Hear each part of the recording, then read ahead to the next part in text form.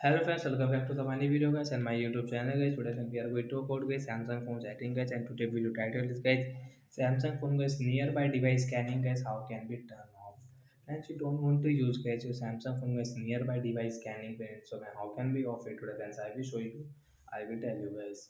So first of all guys, you will have to on guys your phone setting guys. So we will on guys our Samsung phone setting guys. After on phone setting we will search here guys nearby. Friends, you can see nearby device scanning. So we will tap here, guys. Friends, you can see nearby device scanning is on. Friends, you don't want to use your phone, will scan for device even Bluetooth is off. Friends, you can see nearby device scanning as we will off from here. After of guys, we cannot use guys this nearby device scanning in Samsung phone device. Friends, you want to use guys, you will have to again on it from here.